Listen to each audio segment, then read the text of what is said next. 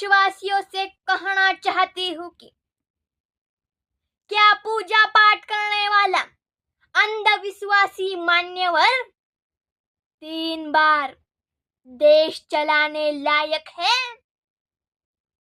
संविधान को नमन या माथे से लगाने से भले ही अज्ञानी लोग तारीफ करेंगे।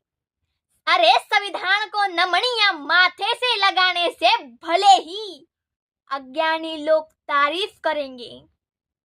मेरा सवाल है कि 10 साल में संविधान के अनुसार काम क्यों नहीं किया? काम किया होता तो आज किसान और बेरोजगार परेशान होकर आत्महत्याएं नहीं करता। ईवीएम यह बीजेपी और कांग्रेस का आपसी समझौता है, यह हम सबको समझना होगा।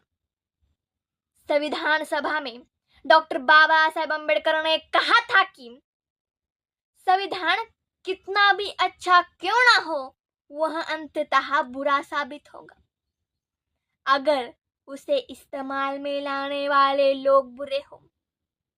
और संविधान कितना भी बुरा क्यों ना हो, वह अंततः अच्छा साबित होगा अगर उसे इस्तेमाल में लाने वाले लोग अच्छे हों।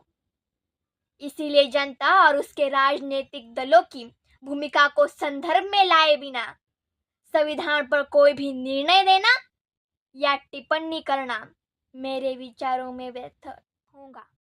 खरं तर मनुवादी लोक भारतीय सर्वसामान्य लोकांना व महिलांना मतदार म्हणून अधिकार देण्यास तयार नव्हते, तेव्हा डॉक्टर बाबासाहेब आंबेडकर यांनी संविधान लिहून सर्वसामान्यांना मतदार म्हणून अधिकार मिळवून दिला।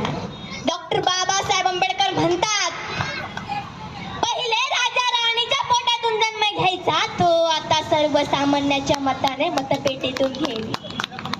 परंतु आता आले आहेत ईव्हीएम मशीन। या ईव्हीएम मशीनने तर लोकशाहीचा घात केला आहे।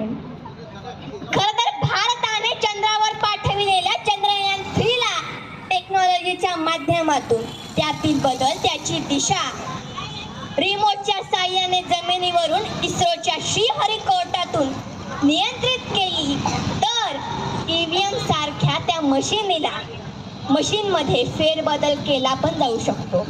हा प्रश्न आपणास निर्माण झाल्यास आपण संविधान प्रेमी व जागरूक नागरिक आहात, नाही तर मनुवादी व्यवस्थेला बळी पडलेले गुलाम।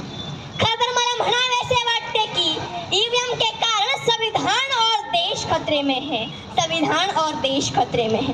कांचीराम जी चं वाक्य आहे, वोट हमारा राज तुम्हारा नहीं चलेगा नहीं चलेगा।